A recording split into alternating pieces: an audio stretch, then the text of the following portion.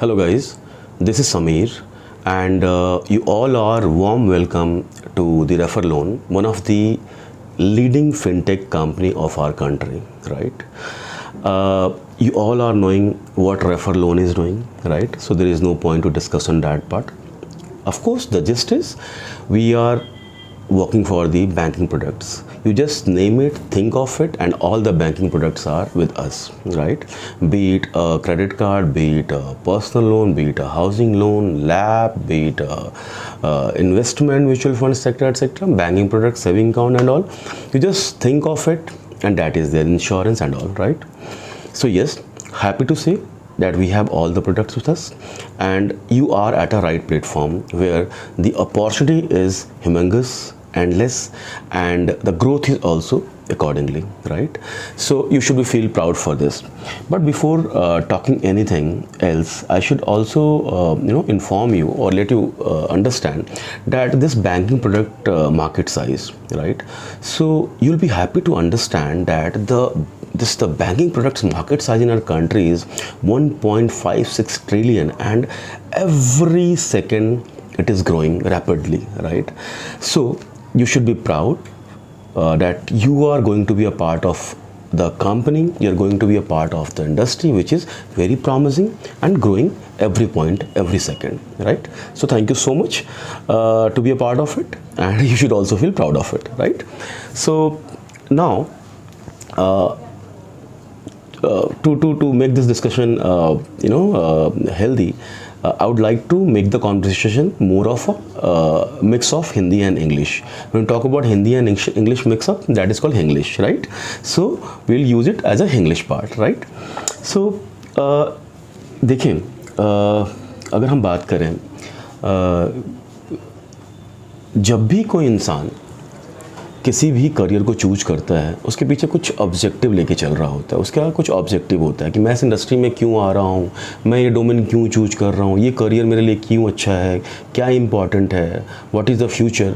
ये सारी की सारी चीज़ें हमारे जहन में आती हैं, हमारे दिमाग में आती हैं, और बट ऑब्वियस आनी भी चाहिए, राइट? क्योंकि आफ्टर ऑल ये आपके करियर का सवाल है।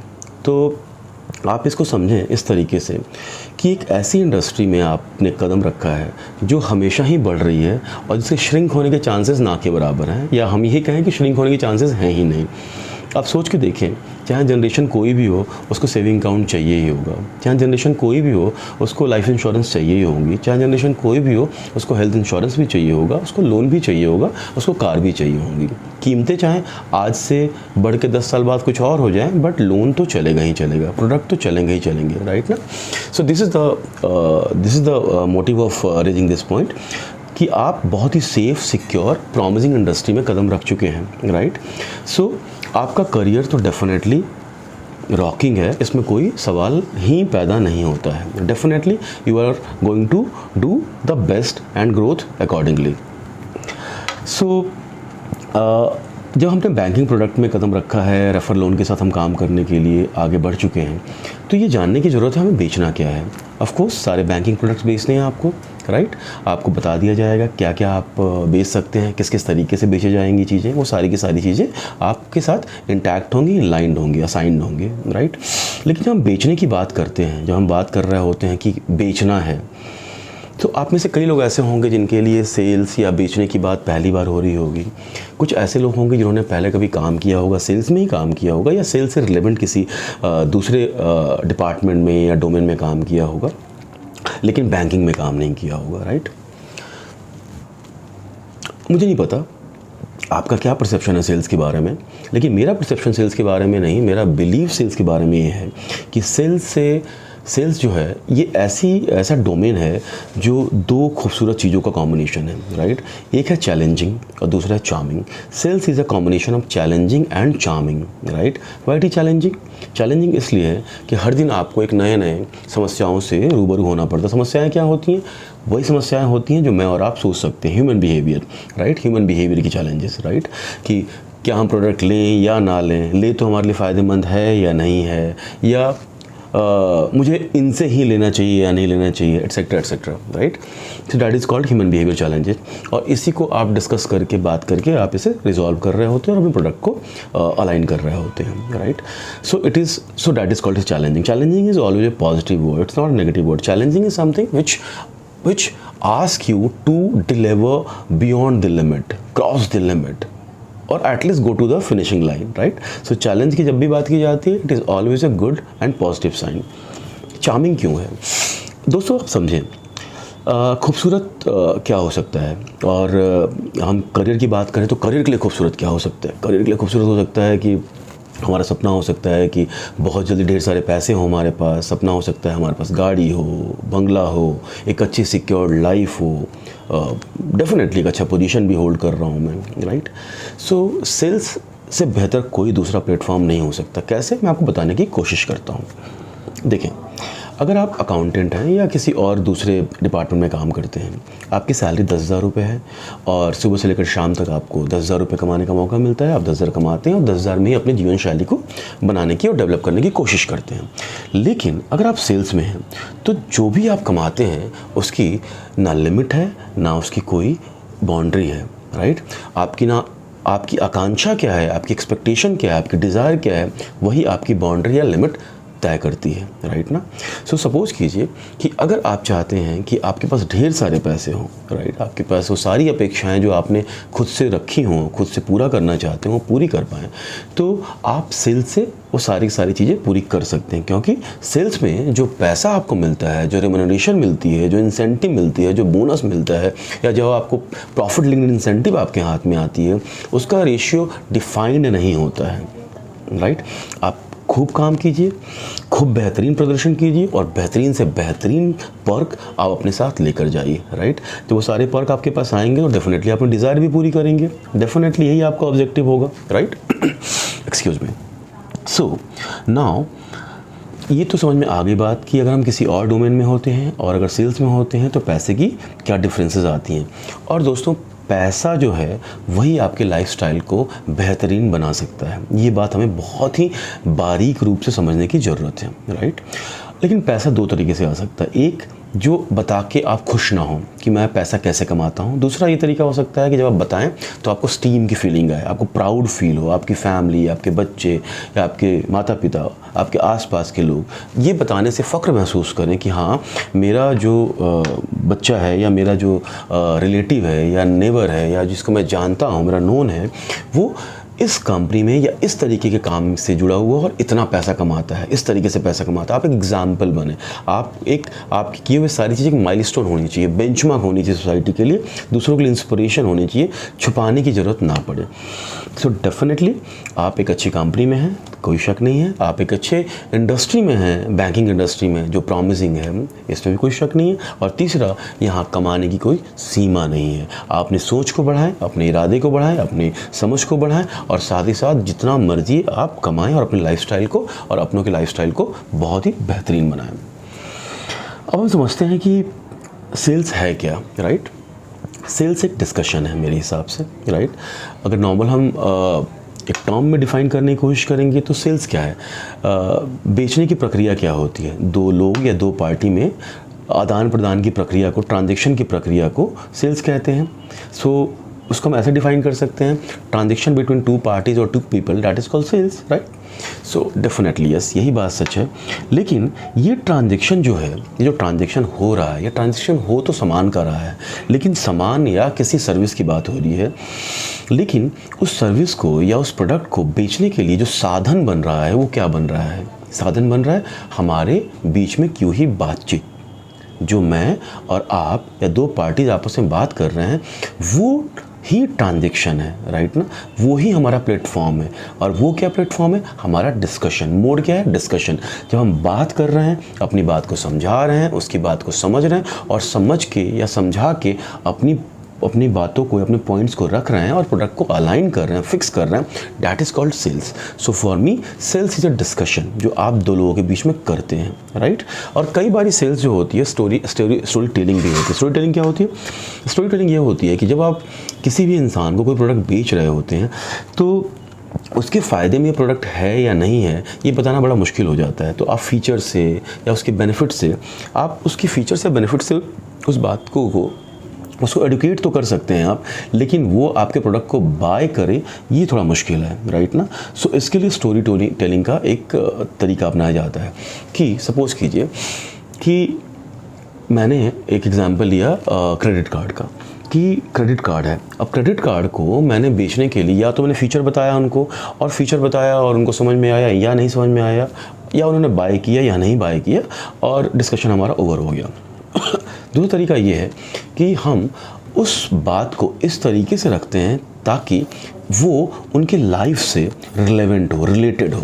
अगर मैं क्रेडिट कार्ड को इस तरीके से बताने की कोशिश करूं कि क्रेडिट कार्ड के आपके फ़ायदे तो हैं, फीचर्स तो हैं, बेनिफिट्स तो हैं, लेकिन ये किसी एक इंसान, पर्टिकुलर इंसान का नाम लेकर हम समझाएं उनको कि एक बारी उनको ऐसा हुआ कि उनकी सैलरी आती जा रही थी, सैलरी आ रही थी, आवश्यकताएं उनकी बन रही थी, और जिस हिसाब से उनकी आवश्यकताएं होती थी उस हिसाब से सैलरी के साथ जस्टिफाई करते थे। लेकिन कई बार ऐसा होता था जो अनएक्सपेक्टेड खर्चे हुआ करते थे, जहाँ पे उनके लिए उसको मैनेज कर पाना बहुत मुश्किल होता था, जिसके लिए लाइफ बहुत ही हेवाई हो रही थी, डिस्टर्ब हो रही थी।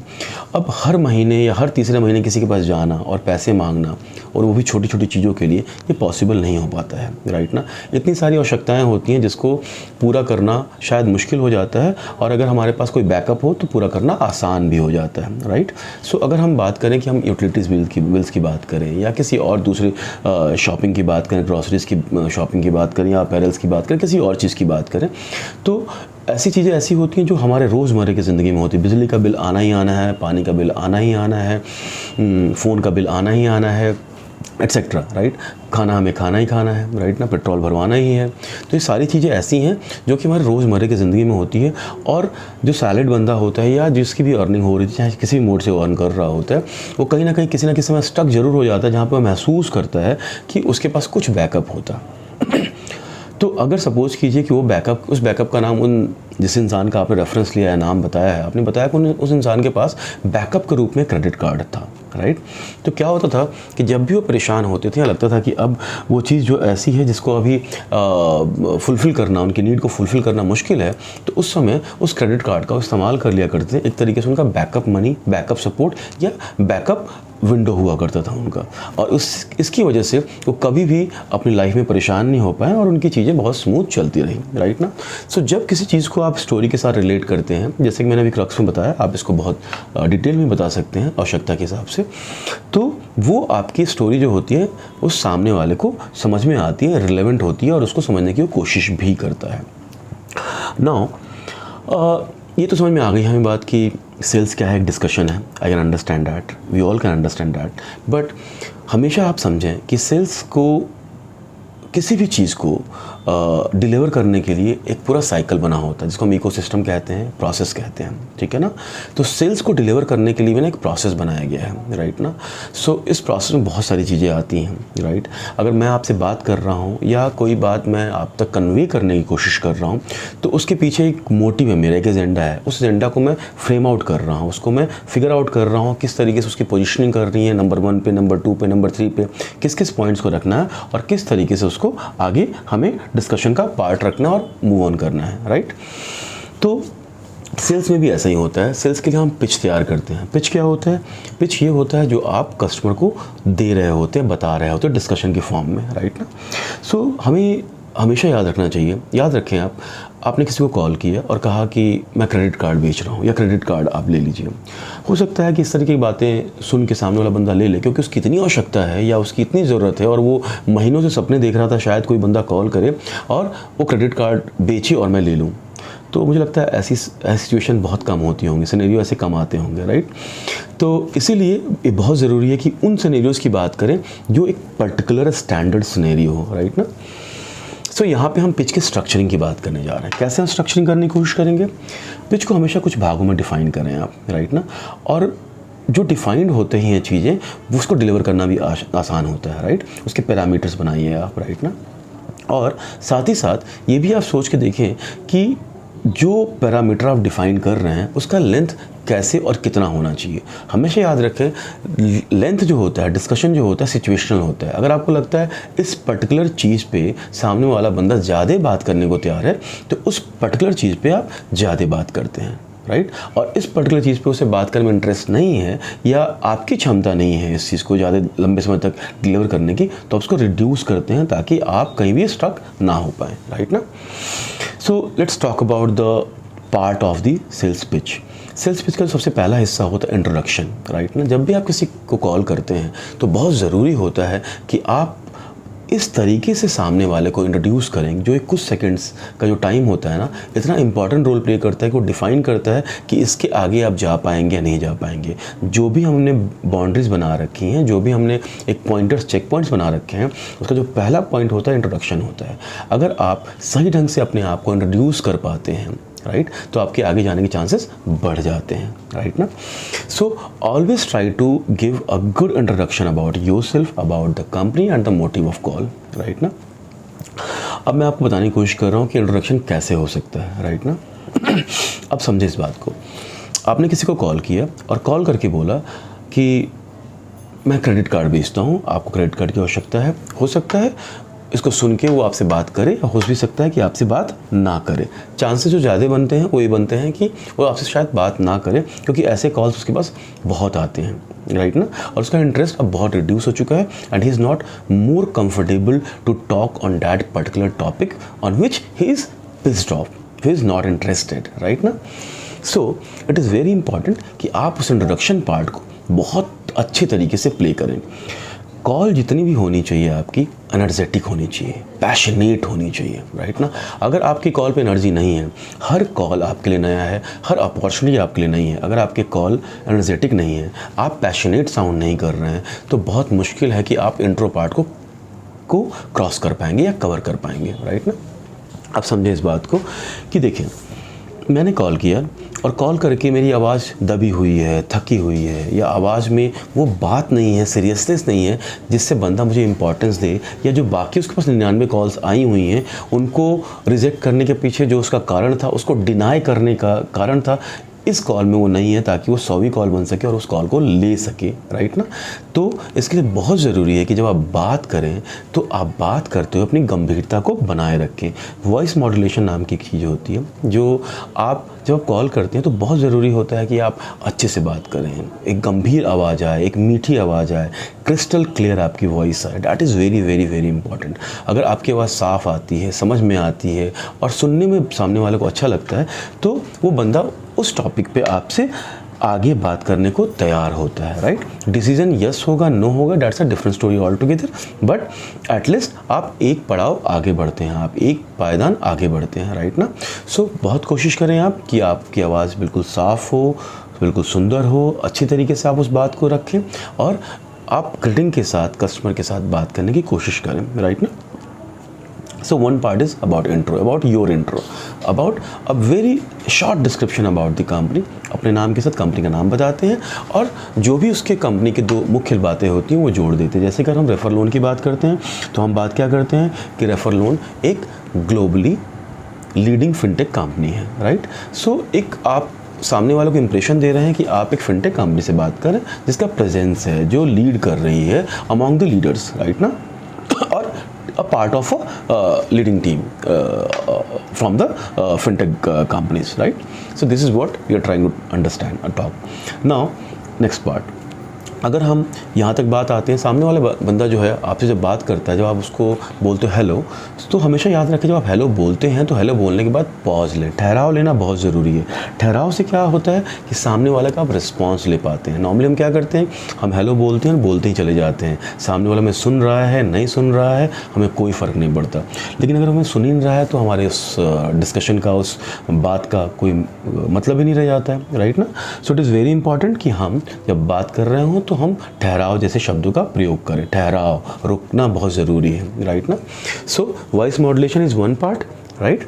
Giving introduction is the second part, but in between is what, saying hello with a pause. आप हेलो बोलिए, ठहराव लीजिए, सामने वाले के रिस्पॉन्स का वेट कीजिए. जब सामने वाला बंदा आपको हेलो कहता है तो आप बताएं कि आप कौन बोल रहे हैं, कहाँ से बोल रहे हैं, और फिर रुकें. जैसे ही वो बोलता है कि यस या कुछ और बोलता है तो आप उसके हिसाब से आप आगे बढ़ें और पर्पस ऑफ कॉल बताएं. पर्पस ऑफ कॉल बताने के बाद जब आप उससे परमिशन लेते हैं या उससे कंसेंट लेते हैं या कॉन्फर्मेशन लेते हैं कि आप अभी इससे आप उस पर्टिकुलर प्रॉस्पेक्ट से इस पर्टिकुलर टॉपिक पे बात कर सकते हैं, और जब वो कहते हैं हाँ हम बात कर सकते हैं, तो आप अगले लेवल पे आते हैं. याद रखें, कोई भी किसी भी इंसान को अगर आप कुछ बेचना चाहेंगे वो खरीदेगा नहीं, राइट. लेकिन सामने वाला बंदा अगर हमें अच्छा लगता है तो उससे सुनना मैं ज़रूर चाहूँगा. दो कारण हो सकते हैं सुनने के. एक तो मैं इन्फॉर्मेशन गैदर करना चाहता हूँ, राइट. दूसरा ये कि शायद मेरे लिए इंपॉर्टेंट हो सकता है, राइट ना. बाय करूँगा नहीं करूँगा ये एक अलग इन्फॉर्मेशन है, एक अलग डिस्कशन है, एक अलग पार्ट है, राइट. नाउ जैसे आप इंट्रो पार्ट को कवर करते हैं, इंट्रो पार्ट के बाद the second part is rapport building.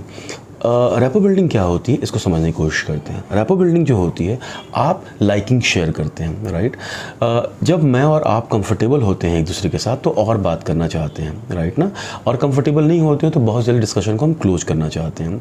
तो हमें अपने क्लाइंट को, अपने प्रॉस्पेक्ट को, अपने कस्टमर को कोशिश करना है कंफर्टेबल हो, इसीलिए हम रैपो बिल्डिंग का उपयोग करते हैं. रैपो बिल्डिंग क्या होती है कि जैसे मैंने बताया आपको कि लाइकिंग शेयर करना, लाइकिंग्स अपने साझा करना, सेम रखना, right. Coming to that same interest part, right.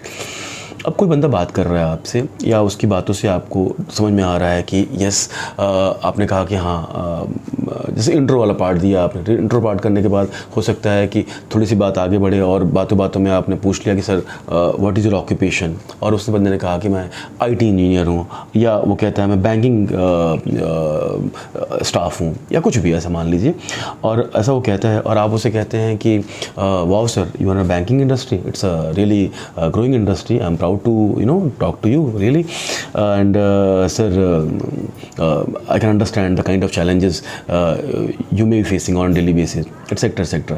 तो जब आप ऐसी बातें करते हैं तो वहाँ से आप उसकी इंटरेस्ट की बात कर रहे हैं ना, तो शायद हाँ ना या कुछ और ऐसी बातें करता है, और फिर उसको आप रिलेट करने की कोशिश करते हैं कि सर मैं भी ऐसे ही काम करता हूँ या मेरे भी नोन ऐसे ही काम करते हैं, इसलिए मुझे बहुत सारी चीज़ों के बारे में आइडिया है, तो आई कैन अंडरस्टैंड सर, राइट. तो वहाँ पे क्या होता है, जब लाइकिंग शेयर होनी शुरू होती है तो एक डिस्कशन का कंफर्ट सेट होता है, एक प्लेटफॉर्म सेट होता है, एक पैरामीटर सेट होता है, और हम डिस्कशन को आगे बढ़ा पाते हैं.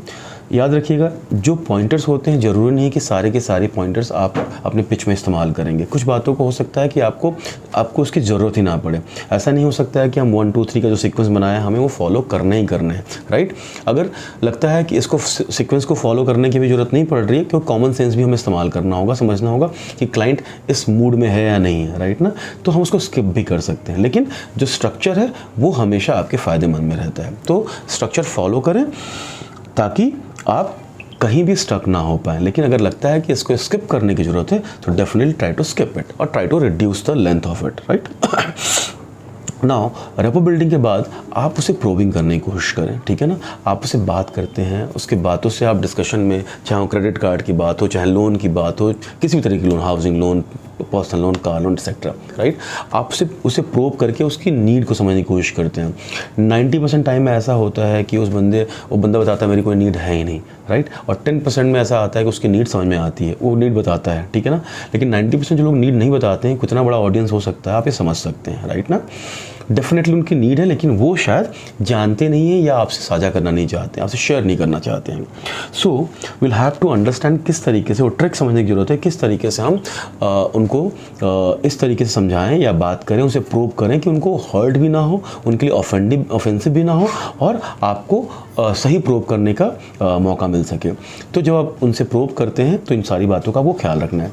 तो उनसे प्रूव करते करते ये जानने की कोशिश करें कि उनकी आवश्यकता क्या है, उनके एक्सपेंसेस क्या हैं, कहाँ वो ज़्यादा स्पेंड करते हैं, और जो भी आप प्रोडक्ट आप पिच करना चाहते हैं उसको वहाँ फिट करने की कोशिश करें अपने माइंड में, सामने नहीं माइंड में, ठीक है ना.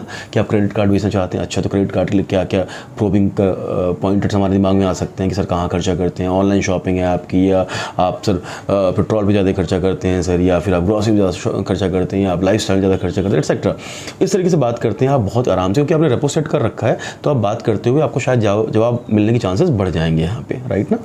तो यहाँ पे आप प्रॉस्पेक्ट के साथ उसकी प्रोबिंग कर रहे होते हैं, और प्रोबिंग के बाद आप उसके नीड एनालिसिस करते हैं कि जब प्रोब तो कर लिया आपने, उसकी आवश्यकता भी आपने, अब आपको आवश्यकता समझने की ज़रूरत है। ये समझ में आ गया मुझे कि इसको क्या चाहिए हो सकता है और क्या क्या चाहिए हो सकता है। मल्टीपल प्रोडक्ट्स भी चाहिए हो सकते हैं, किसी को क्रेडिट कार्ड भी चाहिए हो सकता है, पर्सनल लोन भी चाहिए हो सकता है, और हाउसिंग लोन भी चाहिए हो सकता है। जब सारे विंडो आपके पास अवेलेबल हैं, आप ऐसे अम्ब्रेला के नीचे बैठे हुए जहाँ पे सारे प्रोडक्ट्स हैं, तो डेफिनेटली आपके पास वो लिमिटेशंस नहीं है, तो आप जो चाहें बेच सकते हैं, राइट।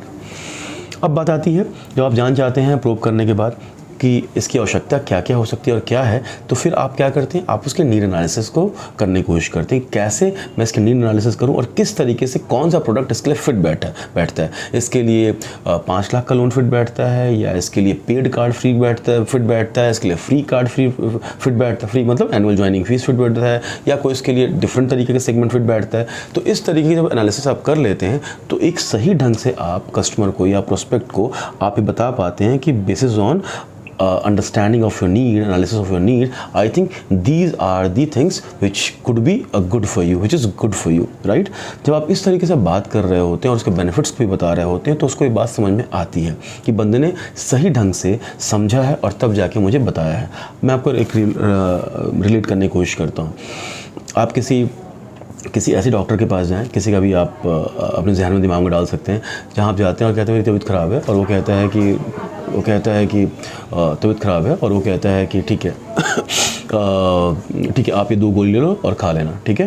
लेकिन ये भी हो सकता है कि जब आपको ये कह रहा होता है कि 2 गोली लो आप खा लेना, तो आपके दिमाग में आ रहा हो कि पता नहीं इसने गोली सही दी है, नहीं दवाई सही दी है, नहीं दी है, राइट। हो सकता है उसने बिल्कुल ही सही दी हो। अब दूसरा ये पैरामीटर बैठता है कि सिचुएशन बैठता है, आप एक डॉक्टर के पास जाते हैं, पहले आप वेट करते हैं, डॉक्टर का कंपाउंडर बताता है कि आपका नंबर आने वाला है, 4था या 5वां या 10वां नंबर आने वाला है। आप वेट करने के बाद जाते हैं, उससे जाने से पहले आप वाइटल चेक कराते हैं, एटसेट्रा, राइट। उसके बाद से जब वाइटल चेक कराते हैं तो आपको रिपोर्ट बताया जाता है कि ये चीज़ें आपकी हैं, ब्लड प्रेशर इतना है, एटसेट्रा। फिर आप डॉक्टर के पास जाते हैं, डॉक्टर आपके साथ बैठता है, आपकी सारी बातें सुनता है, समझता है, और समझने के बाद आपको एक सॉल्यूशन बताता है, दवाइयाँ लिख के देता है। जब ये सारे प्रोसेस पूरे होते हैं तो आपको विश्वास बहुत ज़्यादा उस पर आता है कि डेफिनेटली डॉक्टर साहब ने बहुत सोच समझ के दवाई और मेरे लिए ही दी है। बेसिकली वो दवाई आप ही के लिए नहीं है, वो सबको ऐसी ही दवाइयाँ देता है और यही दवाइयाँ देता है, right. Will not understand the medical practice and all, but yes वो ऐसे ही दवाइयाँ दे रहा होता है। लेकिन आपको ऐसा फील हो रहा है कि ये कस्टमाइज्ड है, ये आप ही के लिए किया गया है, आप ही के लिए दिया गया है, राइट ना। सो आपको विश्वास बनता है और फिर आप दवाई बड़े शौक से खाते हैं और ठीक भी हो जाते हैं, राइट। सो यही चीज़ सेल्स में चल रहा होता है। नीड एनालिसिस करते हैं और फिर सोल्यूशन पार्ट पे आते हैं। नाउ जब आप नीड एनालिसिस कर लेते हैं तो इट इज़ वेरी इंपॉर्टेंट कि आप डील को क्लोज करें, राइट। कई बार क्या होता है कि नीड एनालिसिस हो जाती है, कई बार नहीं, अधिकांश यही होता है कि नीड एनालिसिस आप कर लेते हैं। नीड एनालिसिस के बाद जब आप उसको क्लोज करना चाहते हैं तो वहाँ पे प्रॉब्लम्स आनी शुरू हो जाती है। आप जब कहते हैं कि सर अब इस डॉक्यूमेंट पे साइन कर दो, या अपने फ़ोटो दे दो, या अपने सैलरी स्लिप दे दो, या अपने KYC दे दो, तो बंदा पार्शियल डॉक्यूमेंट देता है, पार्शियल नहीं देता है, या मना कर देता है, या कहता है मैं दे रहा हूँ, आज नहीं कल, कल नहीं परसों, और लिंगर ऑन कर रहा होता है, राइट। लेकिन याद रखें, उसके लिए लिंगर ऑन करना समझ में आता है क्योंकि उसके पास आपके अलावा भी दूसरे ऑप्शन हो सकते हैं, लेकिन आपके पास लिंगर ऑन की कोई भी स्कोप नहीं है, क्योंकि आपके लिए 30 दिन ही हैं महीने के, और 30 दिन में ही आपने अपने जो टारगेट या अपने फाइनेंशियल गोल तय कर रखे हैं, बना रखे हैं, वो आपको फुलफ़िल करना है, right. So it is very important कि आपके लिए वो हर दिन हर घंटा बहुत इंपॉर्टेंट है। तो इसीलिए कि यहाँ पर टर्म इस्तेमाल किया जाता है, that is called urgency creation, right. Urgency creation में क्या हो रहा होता है कि आप कस्टमर के साथ अर्जेंसी क्रिएट करते हैं कि आप क्या कारण है कि आपको आज ही ये सारे के सारे डॉक्यूमेंट मुझे दे देने चाहिए, राइट।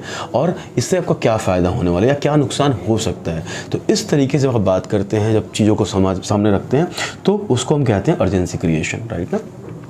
अब सपोज़ की एग्जांपल देता हूँ। एक बंदा कहता है कि सारी बातें आपको समझ में आ गई, उसको लोन चाहिए 5 लाख रुपए का, उसकी आवश्यकता भी है और वो लेना भी चाहता है, लेकिन जैसे आपने डॉक्यूमेंट मांगा उसने कहा आज नहीं कल, कल नहीं परसों, परसों नहीं किसी और दिन।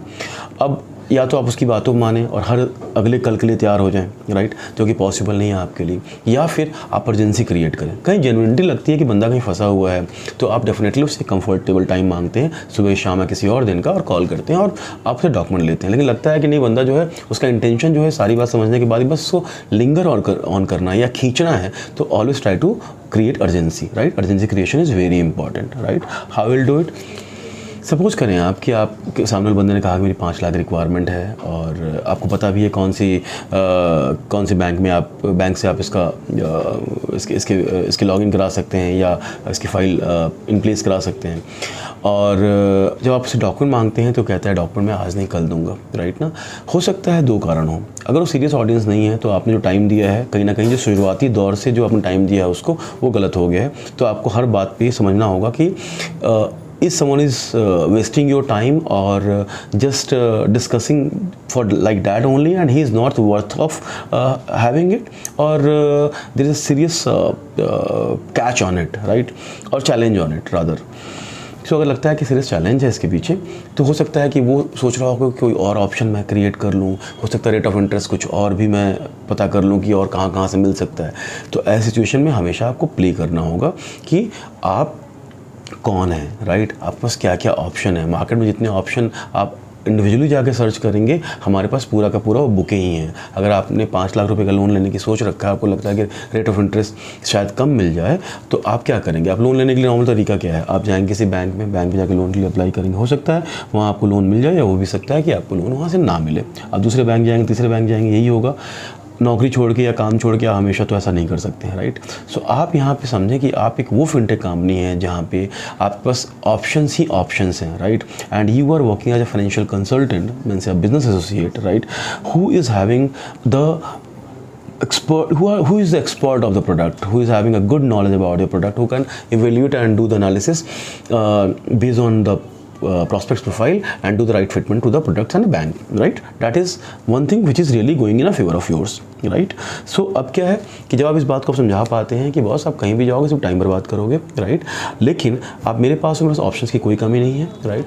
रेट ऑफ इंटरेस्ट के साथ सवाल है, आज रेट ऑफ इंटरेस्ट जो मिल रहा है, हो सकता है आप जब कल मूड बनाओ, हो सकता है बैंकिंग का रेट ऑफ इंटरेस्ट बढ़ चुका हो, राइट। सो आज अगर आपको जो 7.99% पर रेट ऑफ इंटरेस्ट मिल रहा हो सकता है कल ही इसी प्रोडक्ट के लिए आपको 13% का रेट ऑफ इंटरेस्ट देना पड़े। तो अगर आपका इंटरेस्ट है, डाउन तो होने वाला है नहीं, अप हो सकता है, राइट। सो अगर इंटरेस्ट है तो let's not stretch it, let's not push yourself back, right, go with the flow and do the needful of the documentation part and close it, right. So urgency create करना है। I just give an example but it could be multiple ways, right. अब जैसे urgency create हो जाती है, उस बंदे को ग्रिप में लेने की कोशिश करें और उसे क्लोज करने की कोशिश करें। क्लोज करने के लिए जितने भी रिलेवेंट डॉक्यूमेंट्स हैं सारे के सारे आपने जितनी जल्दी हो सके मंगवाने हैं, या API के थ्रू उनको जो हमने आपको इन प्लेस करने हैं, आपको वो कराने हैं, right. So guys, this is what a sales pitch should be, right ना। अब हम बात करते हैं सेल्स पिच के अलावे प्रोसेस के बारे में, राइट ना। ये प्रोसेस का कैसे प्रोसेस फुलफिल होना चाहिए। आपको मैं छोटी सी फैक्ट शेयर करने की कोशिश करता हूँ। हर किसी ने जब हमें कोई फ़ोटोकॉपी करानी होती है किसी भी कागज़ की, तो हम जाते हैं शॉप पर और कहते हैं इसकी फ़ोटोकॉपी कर दो, और ये भी होता है हम कहते हैं ज़ेरॉक्स कर दो, राइट। यही कहते हैं, फ़ोटोकॉपी कर दो या ज़ेरॉक्स कर दो, यही कहते हैं, राइट। सो आपको भी ये पता होगा कि ज़ेरॉक्स को फ़ोटोकॉपी तो नहीं कहते हैं, राइट ना। ज़ेरॉक्स एक कंपनी का नाम है, राइट। और वो मशीन जो है, ज़ेरॉक्स की जो मशीन है वो फ़ोटोकॉपी करती है, राइट। लेकिन उस ज़ेरॉक्स ने अपने आप को इतना मजबूती से मार्केट में प्रेजेंट कर रखा है कि लोग कॉपी का दूसरा नाम ज़ेरॉक्स ही समझने लगे हैं, right, which is not the fact. Now इसी कंपनी के बारे में आपको बताने की कोशिश करता हूँ। ऐसा हुआ कि ये कंपनी बहुत अच्छा कर रही थी, और लेकिन एक जो कहते हैं ना sequential growth, the sequential growth was missing, right. So company was just trying to understand कि where is the problem, what is the problem, right. Then their experts come on a conclusion part and they said that जो sales team है वो एक process follow नहीं कर रही है। अगर हम प्रोसेस प्रॉपर फॉलो करें तो चांसेस हमारे ग्रोथ के बढ़ सकते हैं। तो काफ़ी रिसर्च के बाद एक टर्म बनाया गया जिस टर्म को कहते हैं स्पैन को। सो हम बात कर रहे थे जो ज़ेरॉक्स कंपनी ने एक टर्म दिया स्पैन को। स्पैन को कुछ लेटर्स को जोड़ के बनाया गया है, राइट।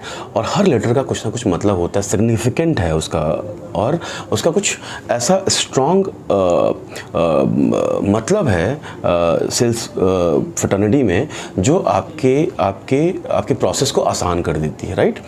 तो स्पैन को कैसे स्टार्ट होता है वो देखते हैं, राइट। स्पैन को की जो लिखते हैं वो लिखते हैं हम SPANCO, स्पैन को, राइट। सो अब हर लेटर अपने आप में कुछ कहता है। कैसे? S stands for suspect, right. P stands for prospect, right. SPA, A stands for approach, N stands for negotiation, right? SPAN, C stands for closure and O stands for order, right? Span को अब समझते हैं हम कि हर इस letter का या हर इस वर्ड का क्या मतलब होता है, राइट। तो सबसे पहले हम स्पैन को का S पकड़ते हैं, सस्पेक्ट पकड़ते हैं।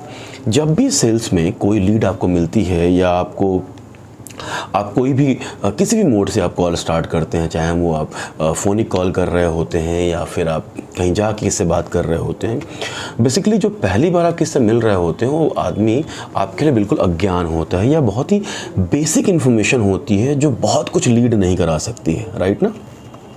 जब वो बंदा आपके लिए बिल्कुल अज्ञान है या बेसिक इन्फॉर्मेशन है, वो इंसान आपके लिए कस्टमर होगा या नहीं होगा, you are not sure of it, right. तो ऐसी सिचुएशन में उस इंसान को हम उस कस्टमर को, होने वाले कस्टमर को हम सस्पेक्ट कहते हैं, राइट।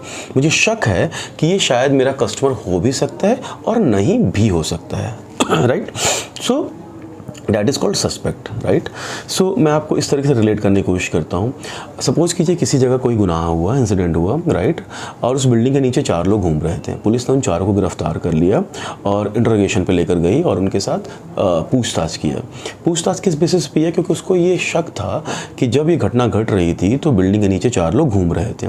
तो शक के बिना पे उसने 4 लोगों को गिरफ्तार किया। वो मुजरिम थे या नहीं थे एक बात का विषय है, लेकिन पहला जो स्टेप है जो केस को क्लोज करने में मदद करेगा वो ये है कि पहले उन शक वाले गुनहगारों को, शक वाले लोगों को गिरफ्तार किया जाए और उनसे बातचीत की जाए, उनसे पूछताछ की जाए, राइट।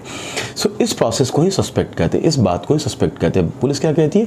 मैंने शक के बिना पे, सस्पेक्ट है ये क्योंकि मैंने शक के बिना पे इनको गिरफ्तार किया ताकि मैं इनसे जांच पड़ताल कर सकूं। वैसे ही हम सेल्स के लोगों के लिए अगर कस्टमर तक पहुंचना है तो बहुत ज़रूरी है कि वो पहला व्यक्ति या पहला स्टेज जहाँ पे हम लोगों से इंटरेक्ट कर रहे हैं, बात कर रहे हैं, हम जान सकें कि वो किस स्टेज पे खड़ा है। तो जो पहला स्टेज है वो सस्पेक्ट का है। हमें शक है कि ये कस्टमर हो भी सकता है और कस्टमर नहीं भी हो सकता है।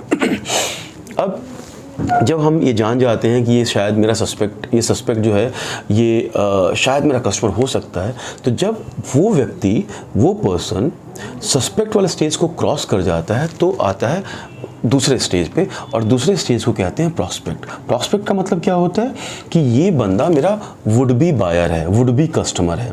ही is not customer yet, right, he is not customer yet, right. Now the difference between is that he is a prospect, he may be a customer, not a customer, right? Now अब हम क्या करेंगे, उस prospect से हम बात करते हैं। वो सेल्स की जो हमने बात की थी पैरामीटर्स, उस prospect के पिच सुनाते हैं, सारे के सारे जो पैरामीटर्स हमने सेल्स को लेकर डिस्कस किया था वो हम यहाँ पे डालने की कोशिश करते हैं। जब हम prospect से बात कर रहे होते हैं या उससे हम सर्विसेज के बारे में बता रहे होते हैं, उस समय हमें 2 चीज़ें दिमाग में रखना चाहिए। क्या क्या? कि प्रॉस्पेक्ट भी 2 तरीके की हो सकते हैं। पहला जो होता है वो होता है would be buyer, right. Would be buyer का मतलब क्या होता है कि ये बंदा मेरी चीज़ों को बाय कर सकता है, राइट, ये कस्टमर हो सकता है। दूसरा एस्पिरेंट का मतलब क्या होता है कि मेरी इच्छा तो है, मेरी तमन्ना तो है कि मैं ये चीज़ लूँ, लेकिन मैं उसके लिए आज एलिजिबल नहीं हूँ या अभी फ़िलहाल एलिजिबल नहीं हूँ। होता क्या है, हम सेल्स में क्या होते हैं, हम एस्पिरेंट को वुड बी बायर समझ लेते हैं और उसी की बातों पे लगे रहते हैं और हमारा सेल्स टारगेट कभी पूरा नहीं हो पाता है। तो सेल्स के बंदे का बहुत स्ट्रॉन्ग बिजनेस एक्यूमेंट होना बहुत ज़रूरी है, बहुत शार्प माइंड होना बहुत ज़रूरी है, ताकि वो समझ सके कि ये बंदा वुड बी बायर है या एस्पिरेंट है। अगर एस्पिरेंट है तो then don't waste the time. अगर हम मुझे किसी प्रोडक्ट को बेचने के लिए उम्र 18 साल चाहिए और बंदा 16 साल का है, तो डेफिनेटली वो कितनी भी बातें हाँ हाँ हाँ कहेगा, आपके साथ मीठी मीठी बातें करेगा, वो सारी बातें करने की कोशिश करेगा जिससे कि आप खुश होते हैं, वो आपके पर्पज़ को सॉल्व नहीं कर पाया क्योंकि वो एलिजिबल नहीं है, राइट। बंदा 22, 24, 25 साल का भी है, वो he wants to have that product which you want to sell it और सेल ऑफ, बट उसका सिविल स्कोर ही नहीं है, या ऑलरेडी इतने सारे उसके नेगेटिव मार्किंग उसके प्रोफाइल में लगी हुई हैं जो कि रिमूव नहीं की जा सकती हैं। तो आपके लिए बस एक aspirant, he wants to have it but he can't get it, right. So don't waste time. Sales के बंदे के लिए बहुत इंपॉर्टेंट है कि वो अपना समय बर्बाद ना करे, क्योंकि जो काम करने का टाइम होता है 9-10 घंटे 8 घंटे ही होता है, या दिन 24 घंटे का ही होता है, 48 घंटे का नहीं होता है, राइट। और आपने जो भी प्लान किया अपने लाइफ को लेकर, अपने गोल्स डिज़ाइन किए हैं या ऑब्जेक्टिव डिज़ाइन किए हैं या फाइनेंशियल प्लानिंग की है, आपको उसी दिए हुए टर्म में ही टाइमलाइन में ही पूरा करना होता है। नाउ सो एस्पिरेंट से दूर रहें आप, ठीक है। नाउ कम टू, हाँ, यहाँ पे एक चीज़ ऐड करना जरूर चाहूँगा कि एस्पिरेंट ऐसा नहीं है कि आज जो बंदा एलिजिबल नहीं है कल वो एलिजिबल नहीं होगा, डेफिनेटली आपके लिए एलिजिबल होता है। इसलिए आप इस स्पैन को प्रोसेस को करते हैं ताकि आपके पास एक डेटा रिकॉर्ड हो और फ्यूचर में आप उसको अप्रोच कर सकें।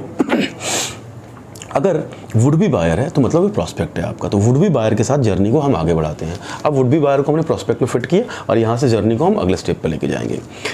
अब एस हो गया हमारा सस्पेक्ट, प्रॉस्पेक्ट हो गया, अब हमारा अप्रोच। अब ए स्टैंड्स फॉर अप्रोच।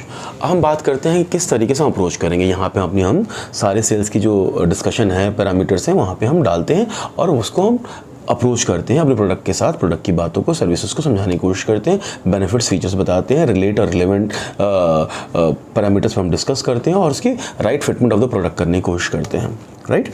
सो यहाँ से हमारा प्रॉस्पेक्ट का की जो जर्नी आगे बढ़ती है, जो कि अप्रोच पे आती है। जब वो प्रोस्पेक्ट आपका अप्रोच क्वालिफाई कर जाता है, SPA, अब हम आते हैं N पे। N is what? Negotiation, right. Negotiation क्या होता है?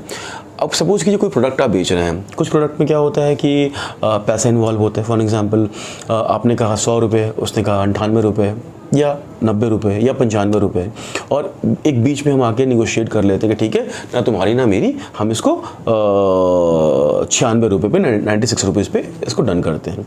लेकिन बैंकिंग में जो सर्विसेज होती हैं उसमें डायरेक्टली पैसा इन्वॉल्व नहीं होता है, राइट। जो फ्रंट लेवल पे हम काम कर रहे होते हैं, डिस्कस कर रहे होते हैं, और डायरेक्टली कुछ पैसे का लेन देन वाली बातें नहीं हो रही होती। वहाँ पे डिस्कशन हो रहा होता, TNC डिस्कस हो रही होती है, टर्म्स एंड कंडीशंस, और उसके बेनिफिट डिस्कस हो रहे होते हैं, और जो पैसे का डिस्बर्समेंट हो रहा होता है या फाइनेंशियल बेनिफिट मिलने होते हैं वो अप्रूवल के बाद मिल रहे होते हैं, राइट। सो यहाँ पे डायरेक्टली कुछ भी फाइनेंस का लेना देना नहीं है, लेकिन पॉलिसीज़ का लेना देना है, TNC का लेना देना है, राइट। सपोज़ कीजिए आप बात कर रहे हैं एक पर्टिकुलर लोन को लेकर, उस बंदे की आवश्यकता भी है और वो बंदा कहता है कि मेरी आवश्यकता तो है लेकिन जो रेट ऑफ इंटरेस्ट आप बोल रहे हो बहुत ज़्यादा है, राइट। तो आपको पता होना चाहिए कि आपके पास क्या क्या ऑप्शंस हैं, और अगर सेल्स के बंदा अगर कंटेंट से लोडेड नहीं है, उसका प्रोडक्ट नॉलेज नहीं है, सो ये बहुत मुश्किल है कि वो उस चीज़ को अपने सेल्स कॉल को बेहतरीन बना सके या रिजल्ट लेकर आ सके, राइट ना। सो यहाँ पे क्या है, अगर आपको पता होगा कि कौन कौन से प्रोडक्ट ऐसे भी हैं आपके पास, ऑप्शंस ऐसे भी हैं आपके पास जहाँ पे आपको पता है कि कम से कम इंटरेस्ट पे भी दिया जा सकता है या वो क्वालिफाई करता है कम से कम इंटरेस्ट के लिए, तो आप उसको बता नहीं पाएंगे, राइट। सो आपके पास ऑप्शंस बहुत सारे हैं, उसके प्रोफाइल को समझने के साथ आप उसका निगोशिएट करते हैं, राइट। निगोशिएट आप उसके साथ डॉक्यूमेंट को लेकर करते हैं कि डॉक्यूमेंट आज दो, अभी दो, उसके वो जो काउंटर क्वेश्चन कर रहा होता है आपके प्रोडक्ट को लेकर कि ये मेरे लिए यूज़फुल है या नहीं है, या ये काउंटर कर रहा होता है कि यह इंटरेस्ट ये मेरे लिए बेनिफिट है या नहीं है, मेरे को और ऑप्शंस है, ये सारे निगोशिएशंस के पार्ट होते हैं। तो जब राइट निगोशिएट करते हो तो रिजल्ट आपके फेवर में आता है, राइट ना। Never try to negotiate with a customer as a sales person, always try to negotiate with a customer as a buyer, right. जब आप बायर के हिसाब से निगोशिएट करते हैं तो बायर के शूज़ में आपका पैर होता है, and you only work and act the way buyer thinks, the buyer wants, right. तो रिजल्ट हमेशा आपके फेवर में आएगा, राइट। सो स्पैन को हमारा एन आ जाता है। जैसे ही वो उस बंदे से या उस वुड बी कस्टमर से निगोशिएट हो जाता है तो आप क्लोजर पे आते हैं।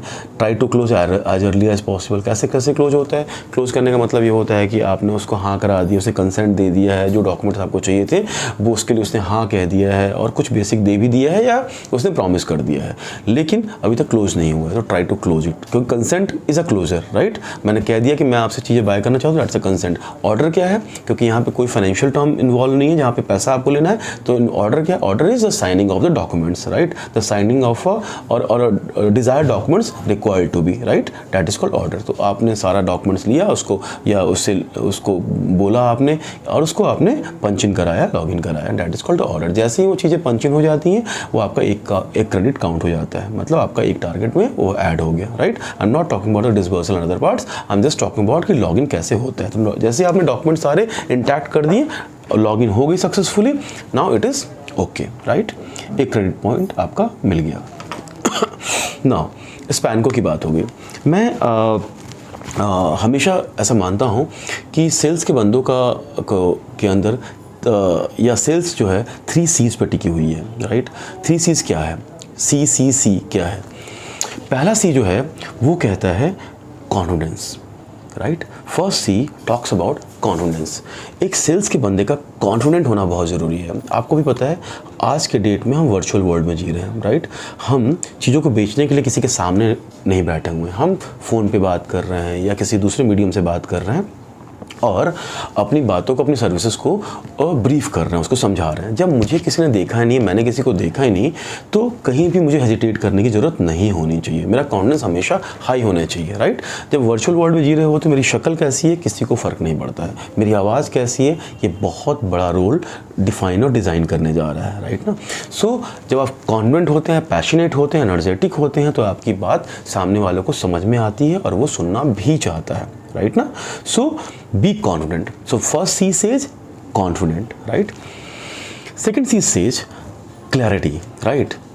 So what is clarity? So crystal clear voice, clarity in your voice। जो आप बोलना चाहते हैं सामने वालों को साफ साफ सुनाई दे, राइट।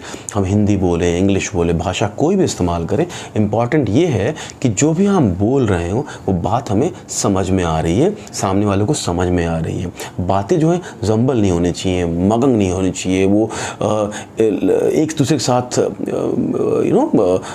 ऐसी नहीं होनी चाहिए कि बात समझने में मुश्किल आए, राइट। तो हर एक शब्द जो है वो क्रिस्टल क्लियर हो, that is very important, right ना।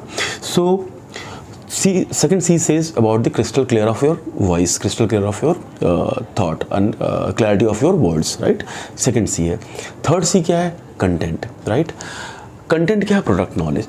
आपके पास एक सेल्स का बंदे का वेपन जो है वो 3 ही होते हैं, एक होता है confidence, second is the clarity of speech and third होता है कंटेंट। कंटेंट मतलब प्रोडक्ट नॉलेज। आपके पास प्रोडक्ट नॉलेज मिसिंग है तो आपके पास अगर 2 चीज़ें हैं भी तो भी कोई फ़ायदा नहीं है, राइट। मैं बहुत कॉन्फिडेंट हूँ, मेरी आवाज़ भी साफ़ है, लेकिन प्रोडक्ट के बारे में मुझे पता ही नहीं है, मैं बेचूंगा क्या, राइट। सो मैं नहीं बेच पाऊँगा। So content knowledge has to be appropriate. So जब आप किसी को बेचें तो आपको पहले पता होना चाहिए कि आपके पास वो सारे के सारे इन्फॉर्मेशंस हैं जो कि कस्टमर मांग सकता है।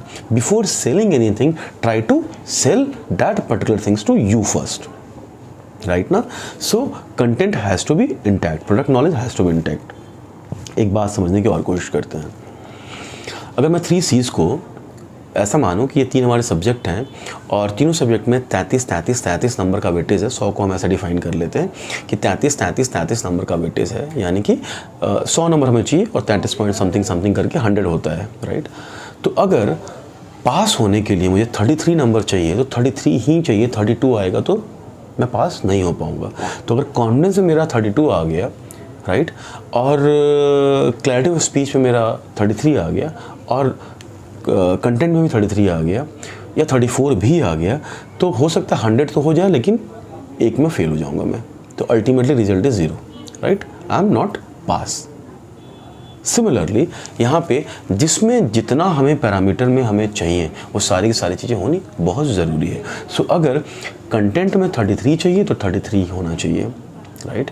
क्लैरिटी ऑफ स्पीच में 33 चाहिए तो 33 होना चाहिए, कॉन्फिडेंस में 33 चाहिए तो 33 होना चाहिए। सो these three C's are going to define how greatly you are going to succeed and lead the sales domain or platform, right? So guys, यहाँ हमने सेल्स के बारे में समझा, ओवरव्यू समझा, सेल्स पिच के बारे में समझा, 3 C's के बारे में जानने की कोशिश की। अब मैं समझता हूँ कि किस तरीके से आपको डेटा मिलेगा और किस तरीके से आप उसको डिलीवर करेंगे। गाइस देखें, आपको जो कॉलिंग करनी होगी, जो आप जिस पे आप कस्टमर से इंटरेक्ट करेंगे, वो सारे के सारे API इनेबल्ड हैं। मतलब वो ऑलरेडी वो सारे के सारे API इनेबल्ड है हमारे referloan.in जो हमारा फिनटेक पोर्टल है उस पर इनेबल्ड है, राइट।